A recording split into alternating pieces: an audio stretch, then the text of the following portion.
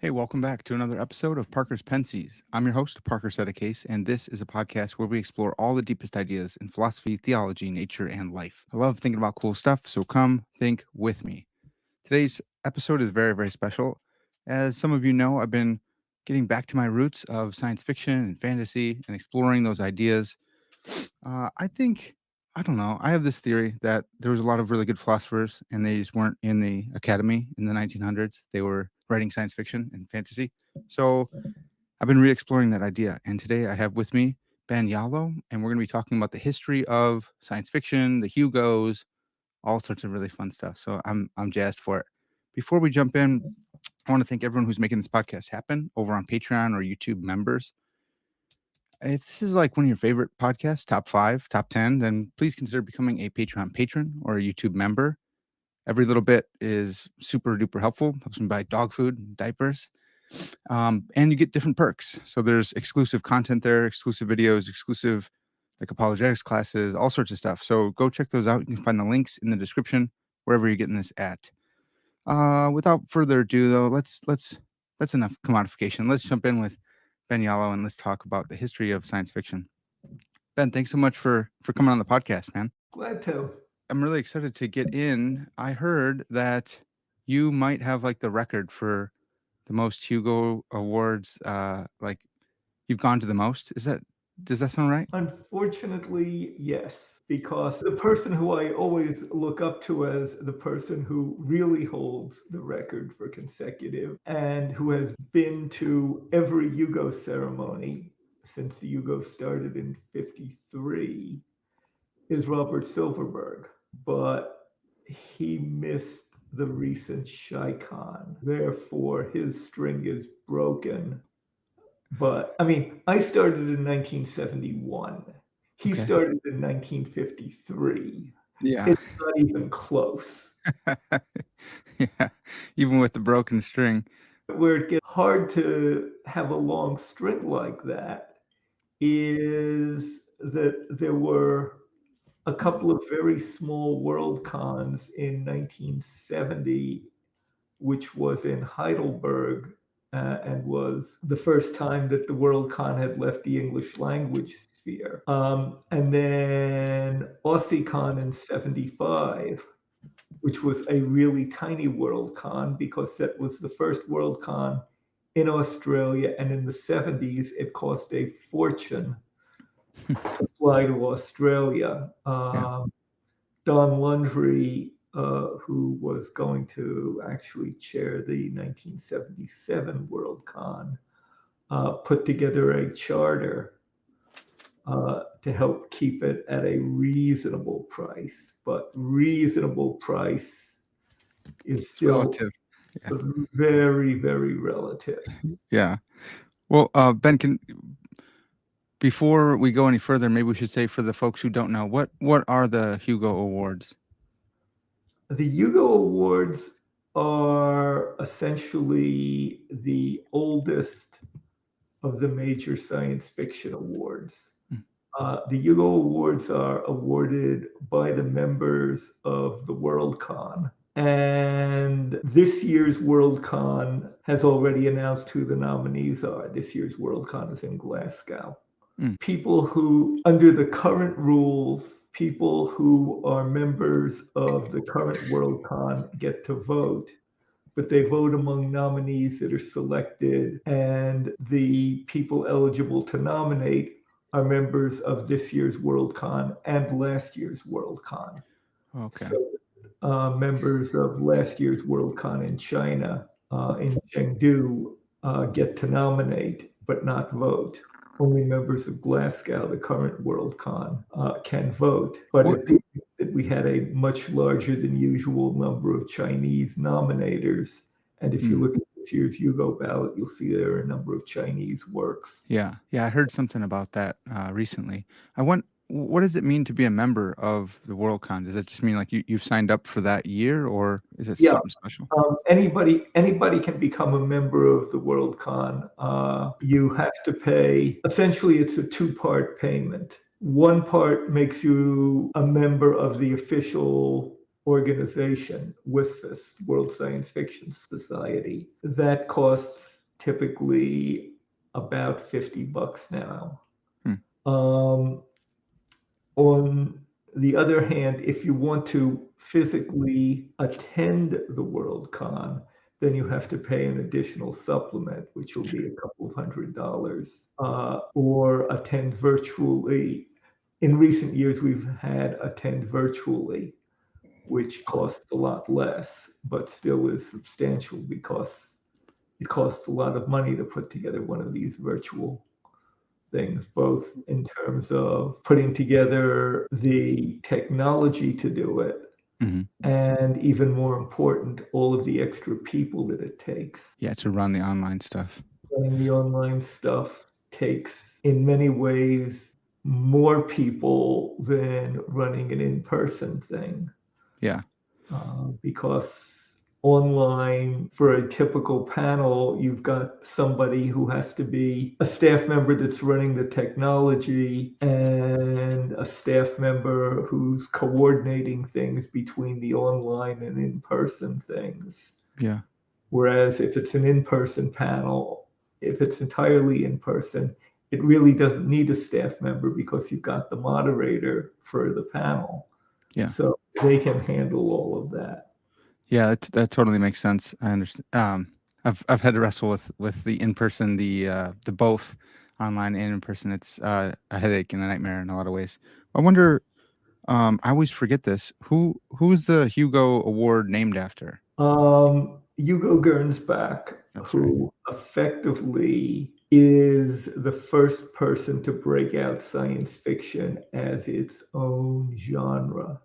He was the editor of Amazing Stories, Hmm. which was the first SF magazine, going back to the 1926. So it was named after Hugo Gernsback. I mean, Gernsback was one of the key figures in the founding of SF Okay. as a modern genre, because this was the first magazine that said, "Hi, I'm a science fiction." Well, actually, it said scientifiction, which was his term Hmm. for the genre. Yeah. Prior to that, there had certainly been science fiction published, depending on how you count. I mean,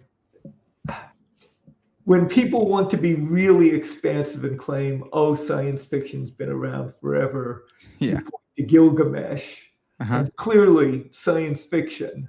Yeah. Greek mythology, clearly, well, within the generic science fiction and fantasy kind of thing. Mhm. Um, More likely, you start talking about modern science fiction, you can talk about the pre-modern age, and go back to something like Frankenstein, which is clearly SF. Hmm. Um, but science fiction as a genre, as a recognized, it's a genre, it's got its own magazines, it's got its own everything, goes back to Hugo Gernsback and Amazing Stories. And I'm assuming that was like one of those pulp magazines with like the real thick pages. Yes, yes, And science fiction grew up in the pulps.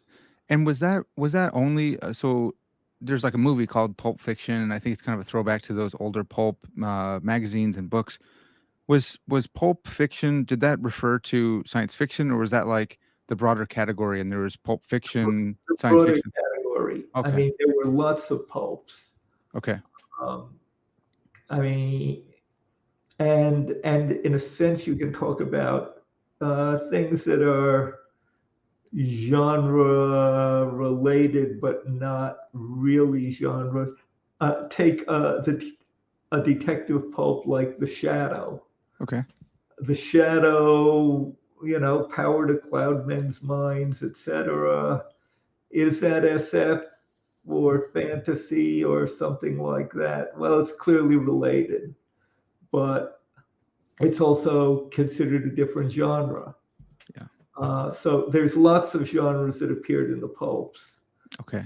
Then you ended up with the slick magazines. uh, which were printed on better paper and considered higher class. And Hmm. eventually you ended up seeing some SF being printed in those. Okay. I But I love hopefully, the pulps. Yeah, the pulps, the way they feel, it feels more durable too. I don't know. I really like those. oh no, that believe me, I treat my early astoundings Yeah. uh, very, very carefully because the paper is brittle and Mm, you've got to be really careful in okay. handling. Okay, that makes sense. Um, And they were called pulp because it's like just cheaper paper that was like compressed together and cheapest paper they could, the cheapest paper. If you pick up a pulp from the 30s, you'll see that the paper is yellowed, it's brittle, it's not in great shape. You need to handle it very, very carefully. okay, that makes sense. Yeah, I think I go back to the analogs where Dune first appeared. I think that's maybe my earliest. So that's like the 60s. So that's yeah, 30 years. Yeah.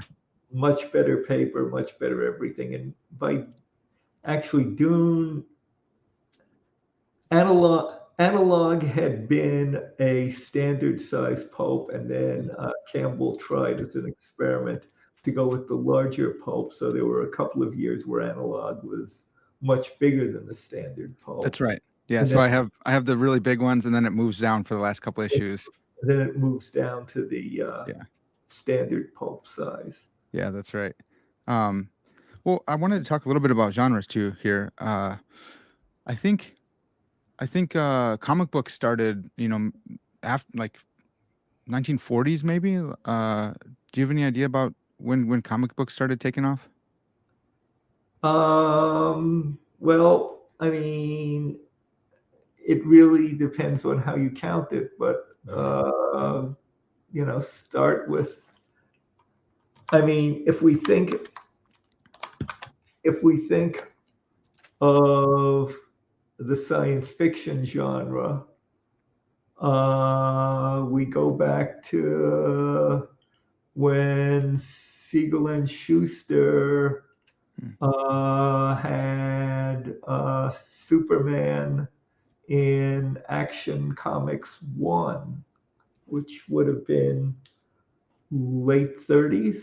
Okay.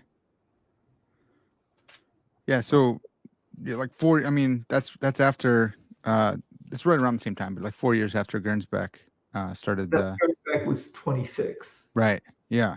You're looking Well, at a decade later. so it's a different medium because it's pictures and there's just like word bubbles. But a lot of people say the two genres are one. Look at Superman's an alien, or all these Oh, people getting. clearly, Superman is clearly well within the SF media. Okay. Uh, Okay. This is interesting. there's no question. Okay. And a lot of SF writers were writing for comics as well. Yeah, I'd seen some of that. With shoot, what's his name? Ostman. Bester. Bester was writing for some of the comic books as well. Um, Yeah. so that's fascinating that they go back and forth. Do you think the readers are the same people? Um, yes and no. Hmm, Comic books certainly started out as a medium for younger readers. okay. Um, but that genre again keeps changing. You now see a lot more adult comics, That's true. things like that. So Uh, so today, would you say that the comic books are still rightly categorized under science fiction, or oh, are they? Okay, that's cool, man. sorry, they're not all comic books. In other words, I don't think of, say, Archie Okay, as SF, yeah, um, but giant chunks of giant chunks of this really are SF. And in fact, the Hugos have a category for that. Hmm. Um, in other words, one of the Hugo categories is for graphic stories. Okay. So, yes, absolutely, it all belongs. Yeah. I mean, Uh, the genre is huge, and what matters is the story. That's the important part, mm, not how the story is presented, because that doesn't define the genre. The story is what defines the genre. okay. Okay. So Now, there's now there's a connection between SF and sci-fi.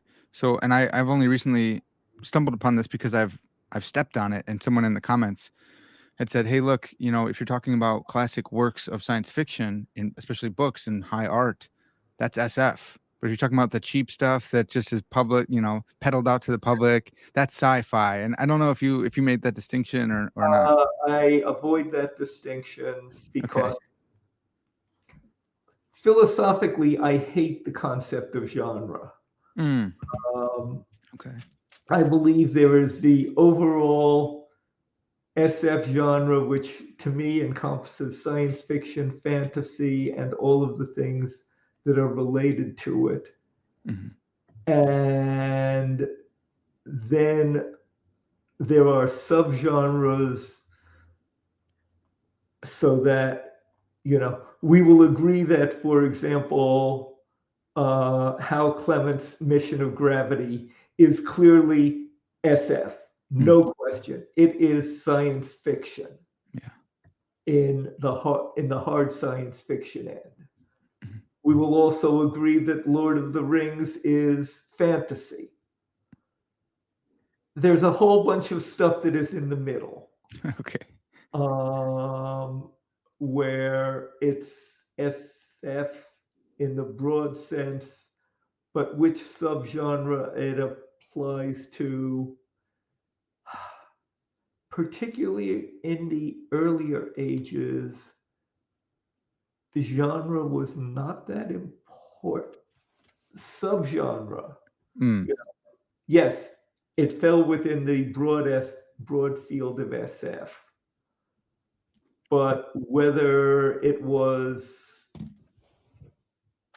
hard science fiction, pure fantasy, or someplace in the middle, people could have a lot of fun someplace in the middle. I mean, totally. Roger Zelazny, Hmm. um, in Lord of Light, which is one of the most brilliant novels that the field has ever seen. Yeah. Um, it is clearly SF. If you read it carefully, there is no question it is science fiction.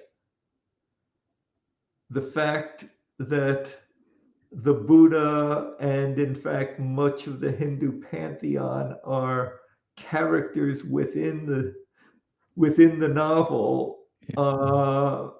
would signal fantasy sort of rather hard, except for the fact that no, it's SF. Yeah.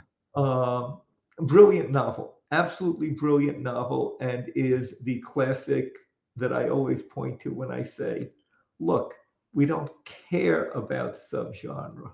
Mm, It reads in many ways like fantasy, but it also is utterly clearly SF. yeah. And by the way, great book, breaks all sorts of conventions that they teach writers about what to do and what not to do. Hmm. And if you're Roger Zelazny at the height of your power of being a writer, you can pull it off. If you're not, you probably can't. It falls under the kids do not try this at home. That's awesome. Yeah. Oh, that's super helpful. That's actually I have one more to read and then that's on the list. So I've read through like the storyline and stuff like that, but I want to give it a deep read. I can see it right over here on my pile. Um yeah, so I wanted to talk a little bit about the golden age versus the new wave type stuff. Real quick though, I forgot to ask you this. Do you know how many world cons you've been to? Do you have it on the top of your head? Oh, sure. 53. Wow. Yeah, that's epic. Have you I mean, at those World Cons, a lot of times the authors will be there, right, to accept the award? The authors will be there not just to accept the award, but there are hundreds of authors who are going to be at the Worldcon, Okay. and artists and editors and a bit of everything. Yeah. Well, so you've met some of these, like, the Hugo winners, right? Yes, That's yes. fantastic. Have Uh, you the thing to again realize this is changing over the last few decades, Mhm. but during the golden age, the period that we talk about when we talk about the golden age, which really is the first half dozen years of Campbell. Yeah. Uh, John Campbell is the person who is responsible for modern science fiction. Mm. John Campbell started out as an author, um, initially writing space opera. He then wrote more adult themed, and by that I don't mean sex, I mean not just pure, let's see what we can blow up bigger, Okay. under the pen name of Don A. Stewart. And then in 38, he was offered the editorship of Astounding Stories, uh, which later became Analog. Mhm. And basically, he was the editor from 38 until he died in 71. Did Some of the early issues after he was officially editor, he was having to work through the old inventory that the prior editor had bought. mm, And obviously, after he died in 71, you still saw stories that he bought for a while as the inventory got published. oh, yeah, that makes sense. Even posthumously having an influence on the field. Right, Have you right. read any Don A. Stewart books or short stories, I guess? Of course, I've read all of them. How is he as a writer himself? Um, Absolutely brilliant. Wow, okay. Um, I mean, the John W. Campbell pulp stuff, the space opera he was writing, is fun if you like space opera. Okay. Um, the Don A. Stewart stories set out in many ways what he wanted Golden Age writers to do. Mm, He, in essence, led by example. okay. He wrote uh, both SF. Uh, Again, we ignore genre in those days, so that a story like Who Goes There, which is clearly SF, it's an alien, uh, but nowadays you would probably sell it under the horror subgenre Oh, yeah. because it is horror. It got made into a couple of movies. The Thing is based on that story. Oh, wow. Okay. Um, and is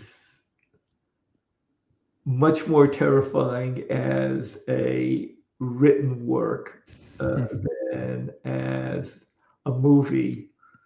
I mean, the first movie version that they did, you could see a guy in a funny suit, not really as scary. mhm. Later on, when it got remade, you could see a lot more blood and gore and special effects. Yeah. But the book is still, well, it's a novella, it's not a full book. Mm, The novella is really scary because we don't know what the monster looks like. We know it's got one big red eye, but we don't know what it looks like. So it's up to your yes. imagination to come up with the scariest thing that you can come up with. Yeah. Uh, Written SF has that advantage over movies, uh, particularly when you're dealing with things like horror or something like that, because anything you put on the screen is likely to not be as terrifying as what your imagination can come up with. That's right. Yeah, you give it a shape, and we all go, "Oh, that's what it looks like." There you go. But if you don't, and it's left really to your imagination. If you have a very active one, a very vivid one, you think all the time, like that thing's gonna haunt your haunt your dreams. Yes, Yeah. absolutely. Well, that's really fascinating to hear that Campbell was a good author in his own right, because I've read some books on his influence. You can see he's according to the stories, at least, he influenced Dune in some major ways, where he kept Aaliyah in, or he asked Frank to keep Aaliyah, little things like that. And you hear about his influence on Asimov and stuff, and it's Right. I good. mean, Yeah. if you look back at something like Nightfall, which most people think of as Asimov's finest short story. It's been collected zillions of times. It's widely regarded as Asimov's best work of the shorter works. Yeah. I mean, the way it came out was that again, Asimov was talking with Campbell, and there was the Campbell brought up the Emerson quote, if the stars appear but once in 1,000 years, man will worship the Hmm. glory of God. And Campbell turned to Asimov and said, "That's nonsense. Everybody would be terrified. Now go write it." That's awesome. Oh man, that's really good. So, I So mean, yeah. Campbell was a major influence on all of the writers of the Golden Age. Hmm. Um, I mean, he pulled them out of nowhere and taught them to write. Yeah. I mean, leading by example, he would comment extensively on a story. Hmm. He would shape it, he would make it better. Um, and writers gained enormously from that. Yeah. I mean, even writers who you don't think of as a Campbell writer, Hmm. somebody like Lee Brackett, who was writing planetary romances. Campbell still was her first sale, and she always said, Campbell is the one who turned me from a wannabe to a writer Hmm. because he bought her first story. Yeah. Um, and of course, Lee Brackett went on to have both the planetary romances that were utterly brilliant. But then she got dragged off into the movie industry and Mm. was writing for John Wayne and Wow. Um. the first draft of Empire Strikes Back. Oh wow. I She didn't done. know that. That's huge. Uh. I had heard that before. Yeah, that makes sense. That's really fascinating. When I think of astounding stories turning into analog science fiction, science fact, I have some of the old analogs, and they have science facts like in the beginning. And I think I heard that maybe that was a way to get parents to buy the magazines for their kids, because maybe you could learn a little bit of science along the way. Do you have any idea about why they're doing that? Gernsback, Gernsback, when he first got involved, a step for amazing stuff. Basically, it was a teaching tool Mm. for science. Hmm. And so there's always been science fact associated with SF. Okay. Um, and that goes back to the very beginning. Um, in fact, it got Campbell in trouble during the war. Hmm. Uh, uh, a story called Deadline by Cleve Cartmill appeared, about a year before the atomic bomb actually happened. And it had a reasonably good description of what an atomic bomb would look like and how it would get triggered. And Wow. so the FBI showed up in Campbell's office trying to figure out whether this was a security breach of the Manhattan Project, Holy cow. or and of course they couldn't say, where did you hear about this atomic bomb that we're building and Right. it's top secret, because they can't admit that there's an atomic bomb being built, because it's top secret. And if Campbell didn't know about it, they're surely not allowed to tell him that they're doing it.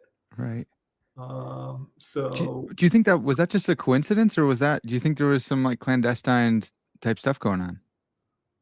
oh, it wasn't clandestine. I mean, Okay. Campbell knew it was. I mean, Campbell knew the potential for atomic bombs. Okay. He'd been writing about it. He'd been writing about atomic weaponry for a while. Hmm.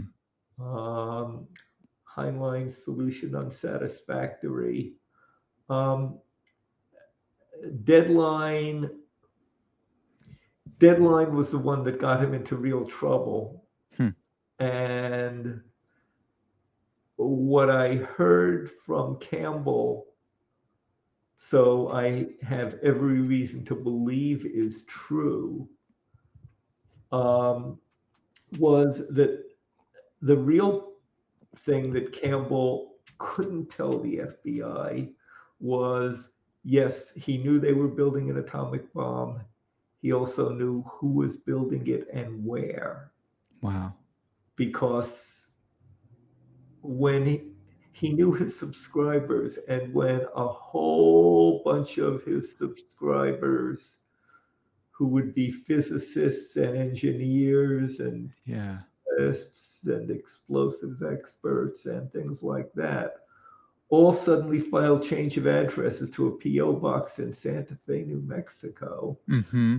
Um, well, they're clearly building an atomic bomb, and that's where they're building it.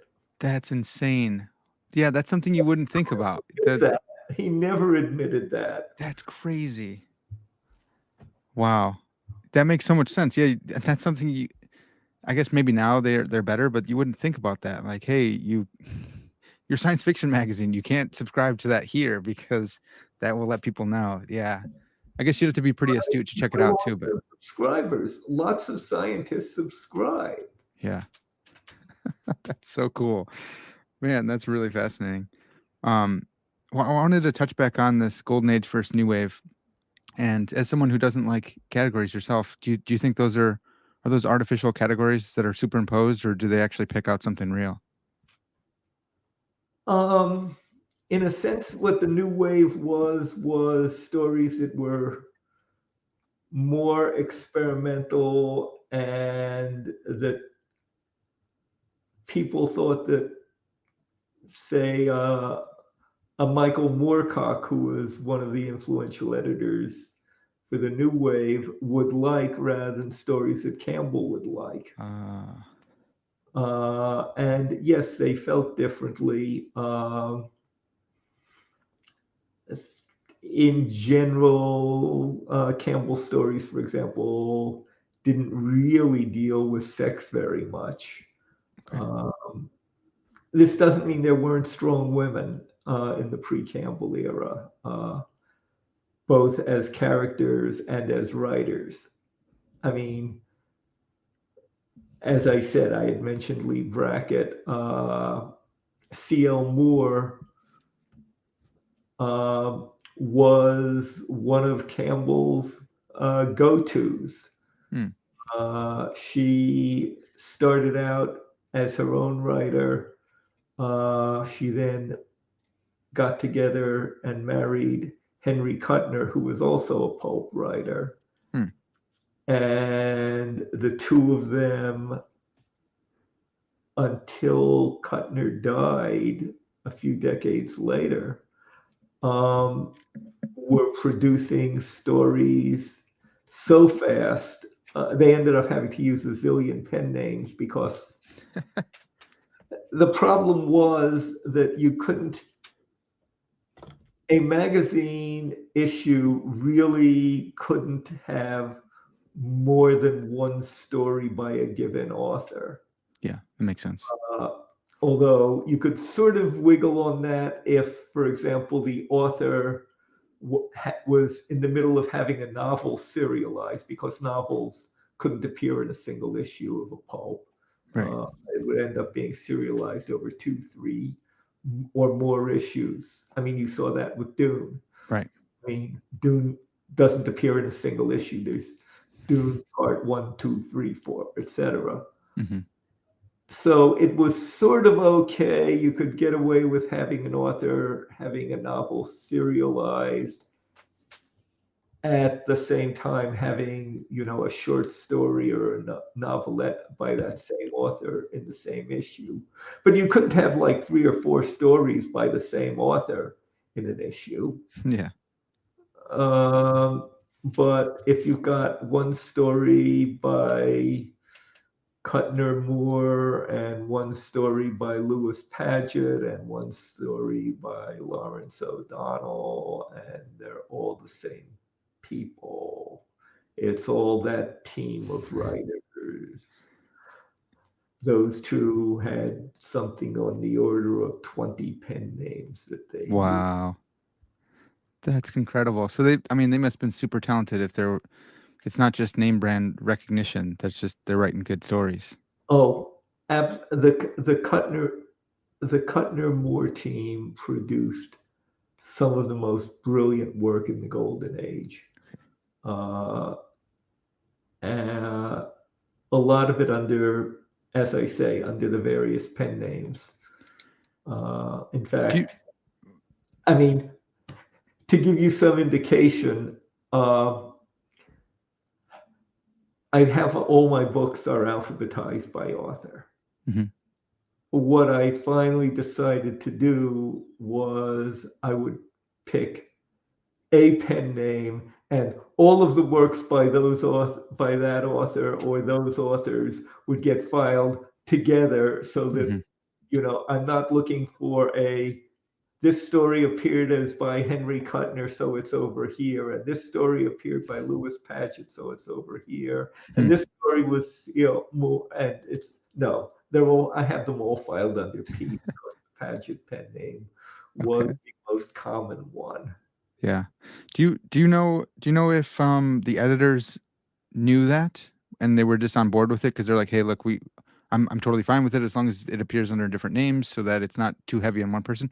Or did the pen names also fool the editors as well? Um, Generally, the editors were not fooled. Okay. Um, Although every now and then, this particularly showed up later on when SF was appearing in book form on the Ace Doubles. SIFWA, the Science Fiction Writers of America, did an audit on Ace Books when one of their authors pointed out that the alleged sales for two novels were different, and they were written under different pen names, but they appeared on the same physical Ace Double. Hmm. And it's really hard for those sales to be different. Yeah, it's a Ace double book is two books in one, so it'd be really hard, yeah, for the sales to not match. But that was a case where the author had not disclosed. But Okay. for example, Heinlein, um, Campbell specifically said once Heinlein had established his future history stories, that what Campbell suggested was that all the things that were not in the future history timeline appear under a different pen name. Mm, So you'll see stories by Anson MacDonald, which was Heinlein writing under a different pen name. okay. because Campbell said, really, you built up a brand identity for your future history, so you don't want to confuse the readers. If they see a Heinlein story, they expect it to fall under the timeline Yeah. of the future history series. Wow. Yeah, that's so fascinating. Um, Panman, you're a wealth of information here. Is some of this stuff recorded somewhere? I mean, I'm glad to be recording it here now, but also like you know so much stuff here. Is there are do you have a blog or anything like that, or are there books recounting the pen names and stuff like that? I don't have a blog. There is a book recording an awful lot of the pen names. It's called Who's You? Hmm. Roger Robinson did it from Beacon Press, which is a small press in England. You can probably still get hard copy of it. Okay. Yeah, that'd be really fascinating. Pen names. I'm just writing this down. No, that's really fascinating. Um, Jumping back on the new wave and golden age. When you think of someone like Philip K. Dick, does he fit the category? Is he like very clearly new wave, or do you think he went through like a change in the 60s or something? Um, Phil Dick is clearly not a golden age author. He's clearly much more connected to the new wave. Okay.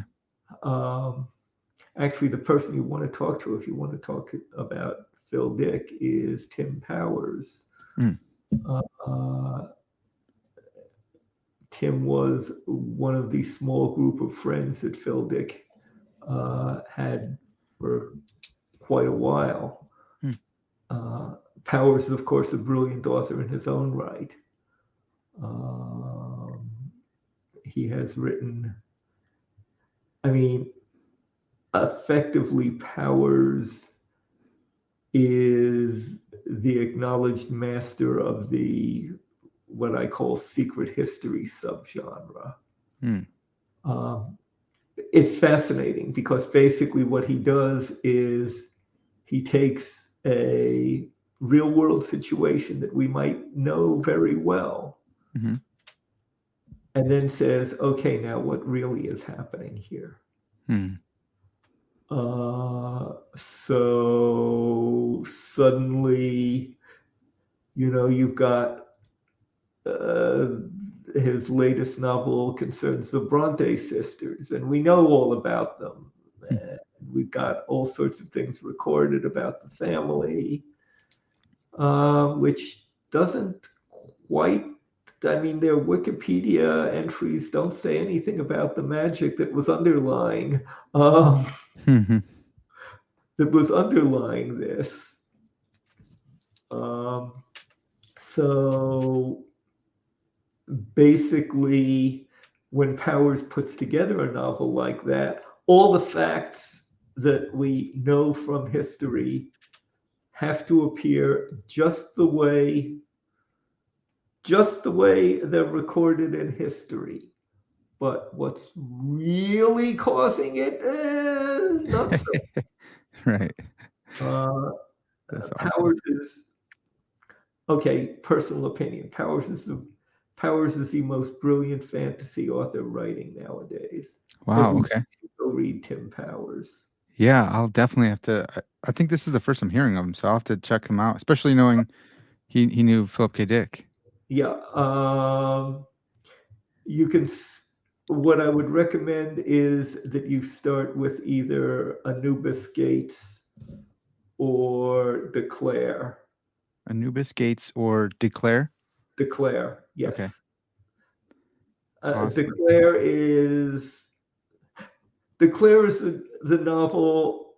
Declare is a Jean le Carré novel. Mm, It's dealing with the Cold War and everything like that, yeah. except for the part where things are not the way they appear to be. But he Yeah. has all the facts. If a spy is known to have been here doing this, then sure enough, the spy will be there doing this. Mm, But the reason for doing this is not quite what you would have thought it was. Hmm. That's fantastic. Ben, when you think about science fiction and the stories they come up with, speculative fiction, thinking about, we talked about Campbell publishing on the nuclear bomb. Do you think that do you ever read them in light of like the warnings about where humanity's going, or is this just fun to read science fiction? Do you think there's ever any truth to be gleaned, warnings to be observed or taken seriously in science fiction stories? Um, Science fiction doesn't make predictions deliberately, Mm, but effectively, in some sense, they're all telling a story about the potential, and that's a warning or a cheerleading or any. I mean, science fiction works on the assumption that, in the classic sense, you get to make one you get to throw a change in, but then it's a story about people. yeah. And anytime you're telling a story about people, um, it's giving a message, whether that's a warning or whether that's a cheerleading or anything like that.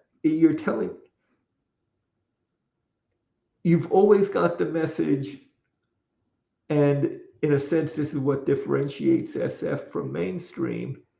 You've got the message of the future will be different, Yeah.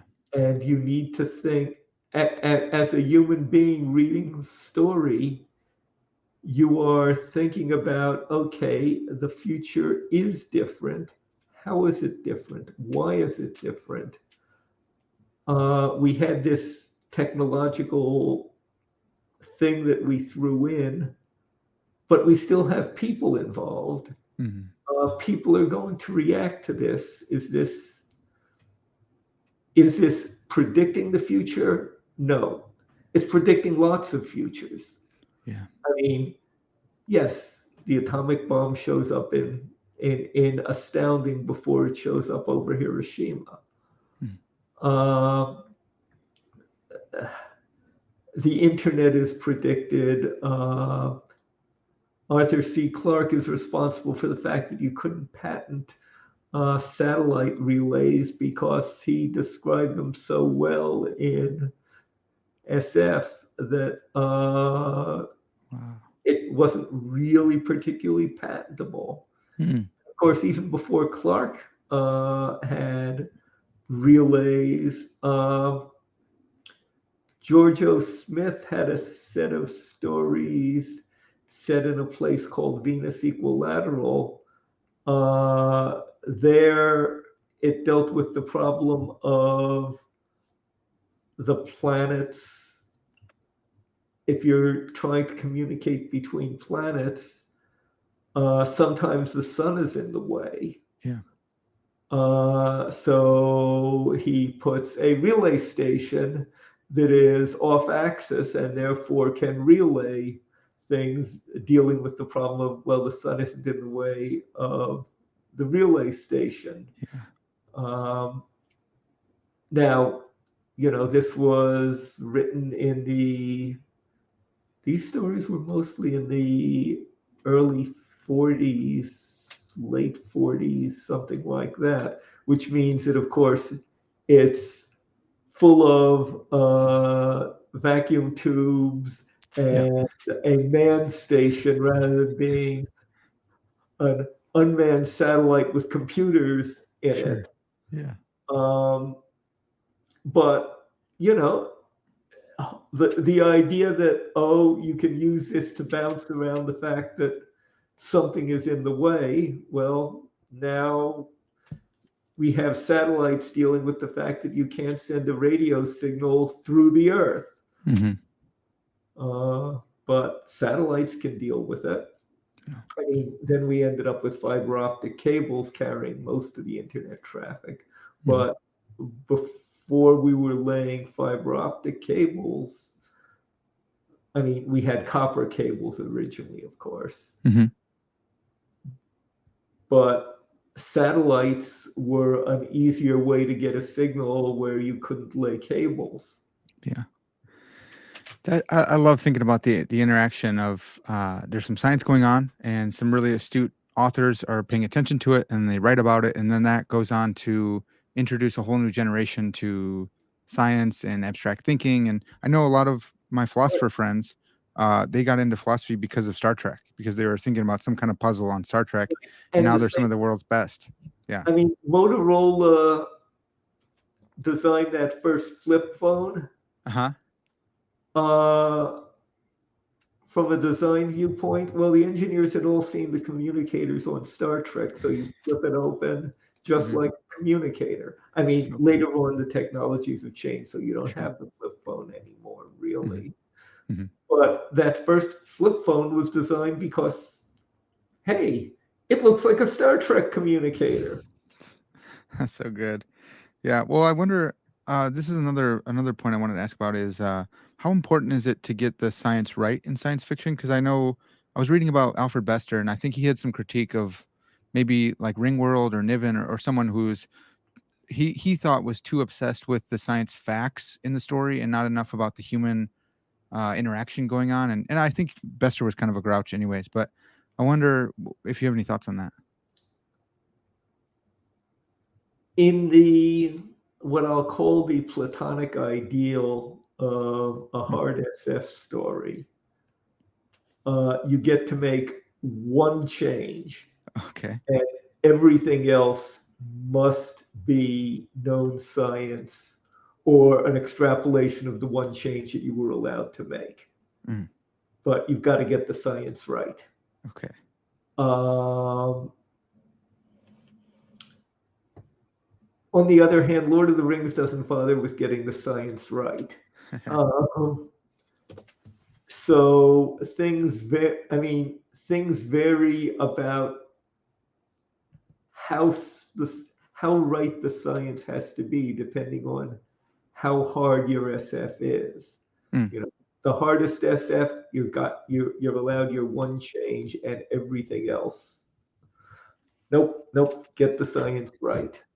okay. Um, on the other hand, the key thing about SF is you still got to tell a story. Right. I mean, if the story doesn't move the reader isn't going to bother to finish the story. Yeah. The reader is going to start reading this and say, I am bored by these characters. I am bored by what's happening. Mm, I am going to put this down. mhm. Well, some readers will put it down. Other readers will say, I already paid for this book. I'm Yeah. going to finish it no matter what. Right. I started, I gotta finish. I Yeah. started, I got to finish. Um, I am not in that category. Okay. There is so much SF being published. I am literally hundreds of books behind on getting caught up just to things that I've already bought. I mean, forget about all the stuff that's out there that I haven't gotten around to buying yet. Mhm. Um, that means that I am aggressively, if it's not fulfilling, if it's not telling a story well, then I'm already out the money. Yeah, might as well not be out the time as well. It's not like I'm going to get the money back, but I Mhm. certainly do not want to spend the time Yeah. when I could be reading something better. Mhm. Ben, are you a collector as well? Do you like the older books, the older covers, the older artwork and stuff, or is it just I just need to get the story however I get it?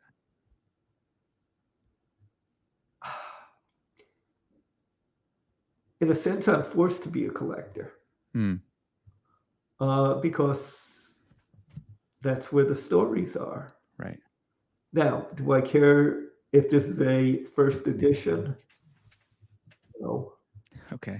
Uh, do I care if it's signed? Uh, if it's an author whose work I really like, somebody who I know well, somebody who I consider a friend, do I do I ask them to sign books to me? Well, yeah. Hmm. Um, but I'm not buying it for the signature. I'm buying it for I like this book and the author's a friend, so it would be nice if they would personalize it. But Totally. but now, am I a collector? I would say no, I'm not a collector. I'm a reader. Mm. But because I'm a reader and I want this material, yeah, there's. I just moved here from New York a couple of years ago and took advantage of the move to get someplace big enough to hold enough bookcases. My books are in Yeah. half in bookcases and half in boxes. Hmm. There's 40 bookcases in the house. Wow. That's awesome. So, am I a collector? Yeah. But I'm not a collector because I want to be a collector. I'm a collector because I want to have this. I want to have the stories at my fingertips. Yeah, that makes sense. Um, I found myself just I'm maybe you'll be able to disabuse me of this, but I'm disappointed in modern covers. I understand that you have to stand out and you need the title, and I get that, but the old school art just gets me going. Frank Frazetta and Bruce Pennington and like these Chris Foss I have as our background here. They something about the artwork, and a lot of times they didn't even read the book or the story, and so their art maybe doesn't match the inside of the book, but these like beautiful works of art really capture my imagination and help me think. And the modern so many modern ones are just bare. It's just words, and it's disappointing to me. yes, although the abstract covers that the Dylans did for the Ace Science Fiction specials Mm, um, aren't representational art at all. mm, But they all stand out because the Dylans were brilliant artists. yeah, And so if you look at the Ace Science Fiction specials, they stood out because they all had the same set of artists doing them all. yeah, And they stood out in a good way because they had they there were brilliant works appearing that way. As unfortunately, if we look at the the laser books line, which came out a few decades ago, they all had brilliant Kelly Frias covers, mm, but they all looked the same. yeah, They were designed to look the same. The books were all the same length. The books were all, and there were some really brilliant books there, and there were some really awful books there. And the editing job on the laser books was terrible because the editor was under orders that all works are the same length, which means that if a story is too long, then the editor would have to chop out important things. yeah. If the story was too short, they would get padded. Mm, But all the laser books were the same size. Um, okay. terrible, terrible thing. Yeah. As for SF covers, yes, the Golden Age covers were brilliant. Hmm. Um, I mean, particularly, again, Campbell was paying more than anybody else, so he had first crack at everybody. Okay. Um, but if you look at what Rogers was doing during the Golden Age, Rogers was responsible for so many of the SF covers. Mm, I mean, if you want to know what a pulp cover looks like, look up the cover that Rogers did for the first piece of Gray Lensman. I mean, it is as classic a pulp cover Yeah. as you will see. Can Ben? Can you say that again? What was the title? The story was Gray Lensman by Doc Smith. Okay. E. Um, and Rogers did the cover. Rogers Rogers was in many ways the house artist for Astounding during much of the Golden Age, Okay. and did brilliant work. A number of years ago, uh, there was actually an exhibit of Rogers' originals, and they are stunning works. Yeah. Uh, and over on the fantasy side, Campbell for Unknown, which was his fantasy magazine, Hmm. very short but incredibly influential. It ran for 39 issues. Okay. Only 39 issues. It ended up having to be killed during the war because the feds went to Campbell and said, "You've got a paper quota.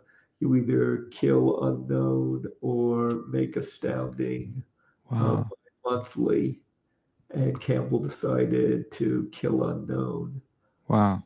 For the fantasy work, he was using Ed Cartier, who, again, incredibly distinctive style. Hmm. A brilliant artist. I actually met Cartier once. Yeah. I'm writing all this down. I have so much. You give me so much homework here, Ben. This is awesome, man. The old pulp. Something that was super cool about them as I'm starting to collect some old ones, is like you said, they a lot of them have house illustrators or they'll pull in illustrators, and they have these really fascinating, really cool artwork inside the magazine that you won't find because a lot of people haven't gone through and scanned them and put them online. But the artwork for Dune World, and the Prophet of Dune is from John Schoenher, and it's like the most amazing, beautiful artwork. Really interesting style. He took like Duke Leto has a mohawk in there, and super cool stuff that you just don't see anywhere unless you have the old magazine. Yeah, And it's so fascinating that they would do that for all the magazines. yeah. There was interior artwork for essentially every story in one of the magazines would have at least one piece of artwork at the front of the story, and frequently would have a bunch of other interiors. Yeah. The same token, if you take a look at the artwork that appeared in Unknown for Fear, which is again a great horror story. Mm. Um, it's again, it just gives that horror vibe so beautifully. Mhm. Um, Interestingly enough, Fear was written by L. Ron Hubbard, who later went on to do the whole Dianetics and Scientology and Yeah. everything like that. Yeah. Hmm. But Hubbard, before he went off to go found a religion and do strange things that way, Yeah. was a pulp author who produced generally solid work and occasionally downright brilliant. Hmm. Take a look at Fear, and understand what he was doing when playing around with horror. Yeah. And he Um. could do comedy at the same time. The hardback that I have that has Fear also has Typewriter in the Sky, Hmm. which is a comedy fantasy. Hmm. That sounds Minor awesome. story, but fun. Okay. Yeah, I'll have to check out. I've heard my dad loves SF, and he told me a little about Hubbard, and I've always been like, am I gonna end up like joining the dietetics if I read too much of him or something? So I've always been a little bit nervous, but I'll take your recommendation there and start reading some of his stuff. Yeah, Yeah, as I say, mostly it was perfectly readable, yeah, perfectly adequate, and occasionally he would just knock one out of the park mm, yeah. with something like Fear, a novel called Final Blackout, which was a post apocalyptic war story, Mm, just really well written. mm, yeah. Oh, I wanted to ask. So I think so. There's Nebula. We talked about Hugo, the Hugo Awards, and there's also the Nebula. Nebulas are essentially the second oldest. Hmm. The nebulas are done, they're awarded by SIFWA, Okay. Science Fiction Writers of America. So they are awarded by writers to other writers, Okay. whereas the Hugos are awarded by fans to writers. Is one of them more prestigious than the other? I can imagine as an author being recognized by other authors is pretty important, but also you're not writing for other authors. So I could see the Hugos being important because that's to your actual audience. And Is one more prestigious than the other?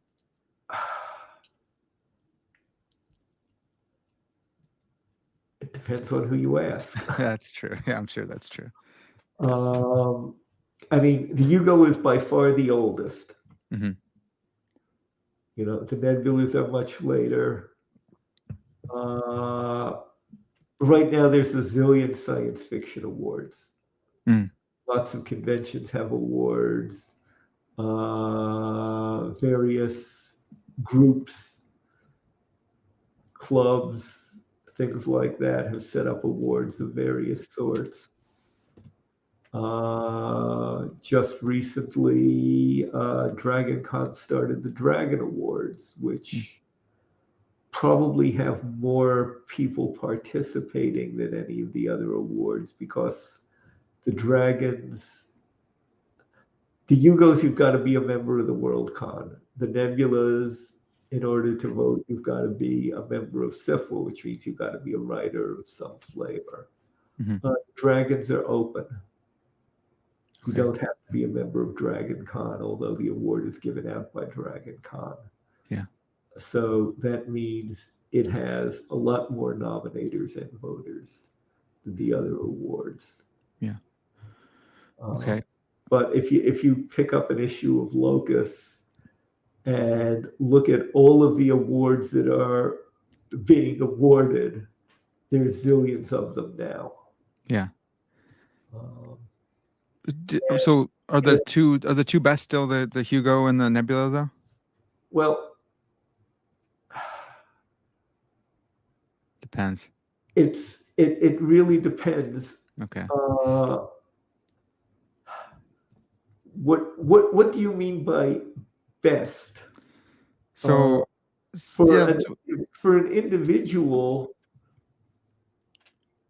who's picking, who's deciding what book to buy next, Yeah. the best award is the one that most closely predicts that reader's taste.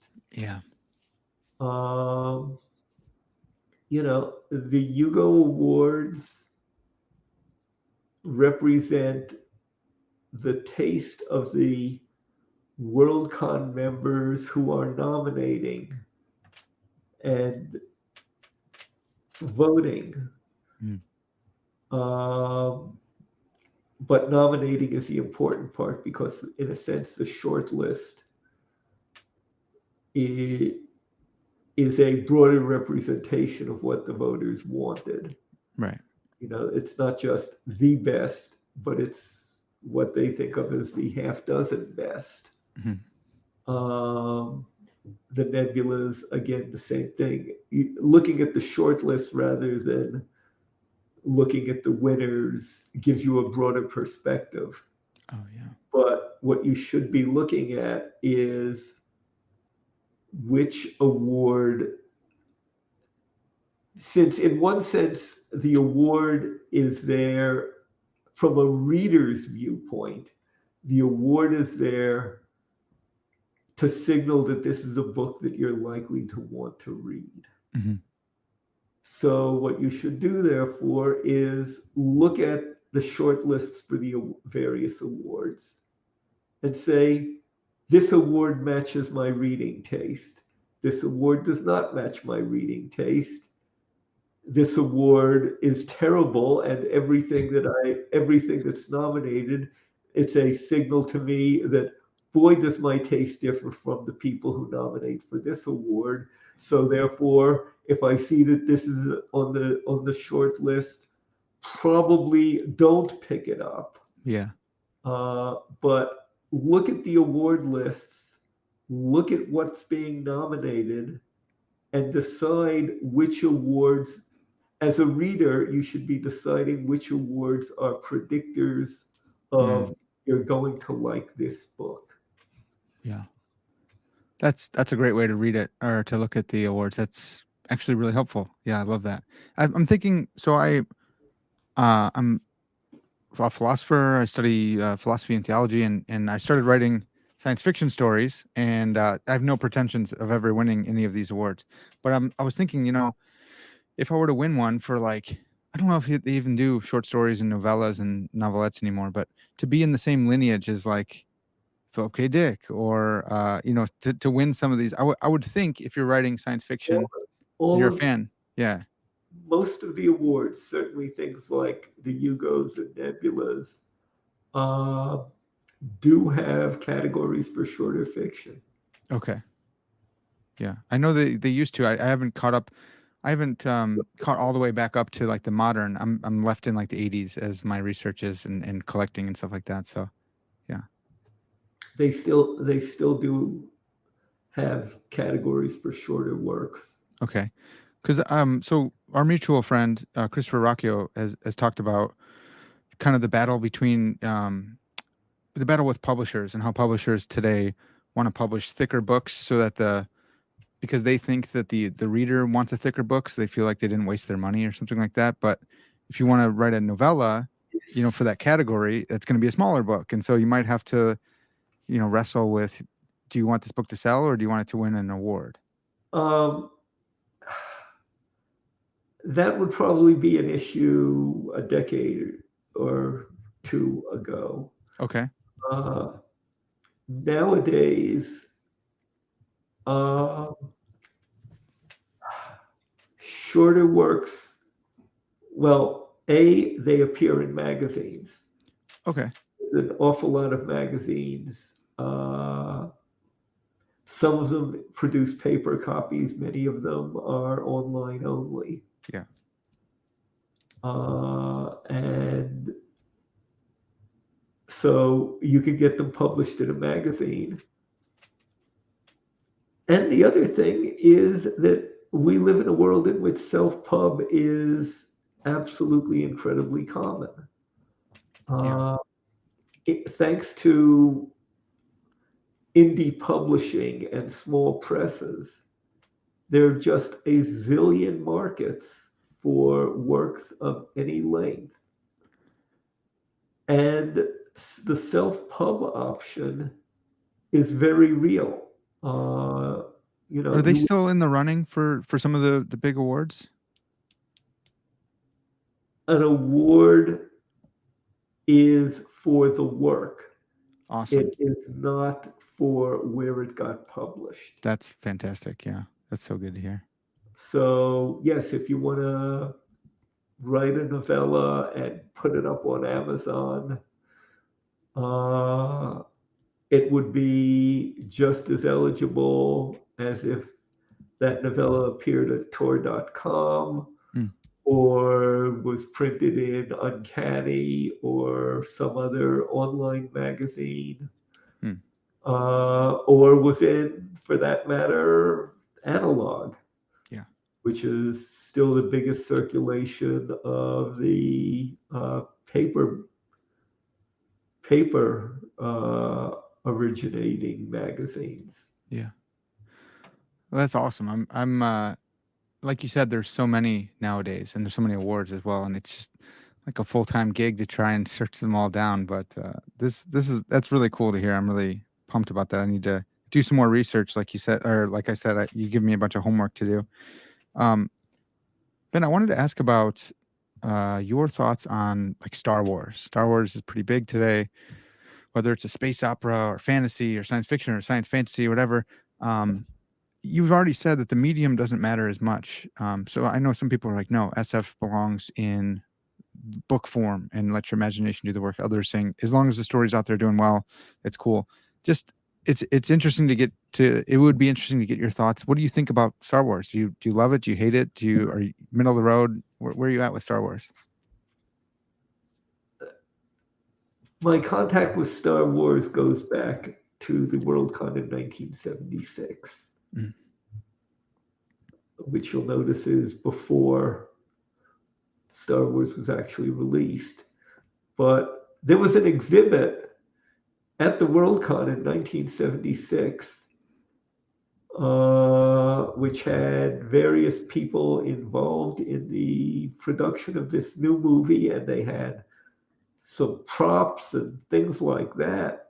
And this kid actor who, if you were within 30 feet of him, would go drag you in and say, "Look, I'm in this brand new movie. You've got to come look at my exhibit." The kid, he's sort of famous now. The name was Mark Hamill, yeah, I can imagine. but at the time he was a kid actor who nobody knew who he was. But boy, was he enthusiastic.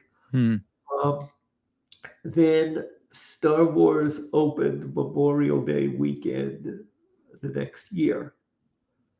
Uh, there was a convention, Disclave in Washington, D.C., that was an annual convention being held Memorial Day weekend. And it was in a hotel that was a few minutes walk from the theater in DC that was showing Star Wars. The question at now, of course, we all knew about Star Wars because we'd seen all the stuff at the Worldcon in '76, and even if you hadn't been at that Worldcon, you'd heard about it and everything like that. Okay. Yeah. The question at the convention wasn't, have you wandered up the block to go see Star Wars? The question was, how many times have you wandered up the block to go see Star Wars? Yeah. Because when you see the destroyer coming into the screen in the establishing shot, Mhm. you know that this is for you. Mm, Boy, is this for you. mm.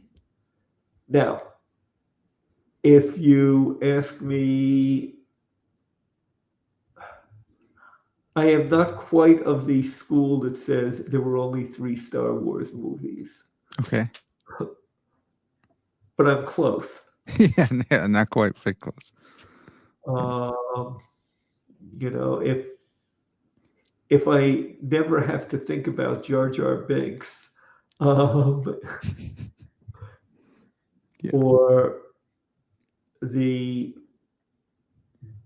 incredibly stupid plot complications that they threw in with some of the sequels. Hmm. Uh, on the other hand, there were written sequels that were really good. Yeah. Uh, I was incredibly impressed by the first couple of seasons of Mandalorian. Hmm. So no, it's more than just the three movies. Okay. But there's a lot of stuff that really doesn't belong, doesn't move me, but those core movies. and some of the sequels are brilliant, a giant step forward in what SF could do in a visual medium. Yeah. Uh, So I'm a pretty big I'm pretty big into Dune. I love some Frank Herbert stuff, and but not so much that I don't appreciate Star Wars. And I know that there's some people who are like, no, George Lucas ripped off Frank Herbert and stuff like that. Do you have any thoughts on like him borrowing from? Do you think he borrowed from other people in a way that's not like appropriate, or is that just part of giving a nod to the genre? all the genre is constantly speaking to itself. Mm, Uh, if you look at Joe Haldeman's Forever War yeah. in a brilliant novel, it is directly addressing Heinlein Starship Troopers. Yeah. Um, Now, yes, Joe Haldeman and Robert Heinlein had both had military careers. They were different. I mean, Joe was reacting to Vietnam. Right. Heinlein Heinlein was a naval officer who unfortunately got sick and had to medically retire. Hmm. But Heinlein went through Annapolis. Joe did not. Yeah.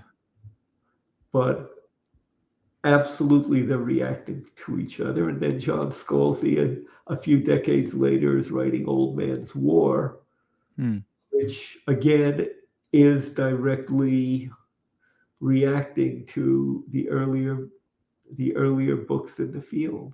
yeah. Our field is always talking to itself, and particularly the authors who grew up in the field are always talking among themselves. Hmm. Yeah, that makes sense. Especially if you're inspired by that, or like Christopher Rocchio says, he really liked Dune, and he liked Star Wars, and he liked Lord of the Rings, but he didn't really like Dune Messiah. So he's like, well, let's take this in a new direction. And I know some people are like, you're just rewriting Dune, but it's obviously not. But oh, he says hi, by the way. He told me to make sure that I said hello for you, and thanks to him for setting this up. But yeah, it's for those who are really deep into SF, it'd be almost silly not to pretend like I don't know all these stories, and so let me write a story that's wholly unique, as if that's possible. Um, I mean, depending on what you consider wholly unique, Right, right, there are no wholly unique stories. totally. It's all stories have been told. Man against man, Mm, man against nature. yeah, man Uh, against God. Yeah. Hmm. you know, the question is, okay, you've got this story. Now, what are you going to do with it? Hmm. Um, I mean, Fred Brown's answer and Asimov's The Final Question are the same story. Yep. Um, I'm so glad you said that, actually, because I've lost track of Fred Brown's answer, but I knew Asimov's story, and I was like, I've heard this before, but not this. It's different. So now I have that. Now I can go back and find that again. Thank yeah, you for that. That's and helpful. Fred Brown did it in 250 words rather Mm, than rather than a long short story because Fred Brown is the finest short writer that the field has ever seen. mm, yeah. Um, Ben, there's so much more to ask you about, man. Disclaimer: yes, I edited the one-volume collection of all his short works, and the other one, sorry, all his SF short works. That's But awesome. a well-known mystery writer. I mean, he won an Edgar. Okay. Is that still in print? Do you know, Ben? Um, I believe it is still in print from Nespa Press. I know it's available electronically Okay. Well, from I'll find a link to that and I'll put it in the description so people can go find that and buy it. I'm gonna Yeah, go do that right now. there's a 2 volume. Basically, I edited 2 volumes. One is his short works, one is his longer SF. Okay. That's awesome, man. Well, we're just about out of time here, so I just wanted to take a moment and thanks so much. Thanks for capturing all these stories. We've touched on just a tiny bit of your experience over this vast history that you've been going to SF conferences and collecting experiences and books and reading. So this was really fantastic for me personally. I know my audience is going to love it as well, but we only scratched the surface, so maybe I can lure you into coming back on sometime to talking some more. Um, Absolutely. We Awesome. need to find a time, but yes. Definitely. All right. We'll be in touch here. All right, folks, that's going to have to do it. This has been Parker's Pensées. And as always, all glory to God.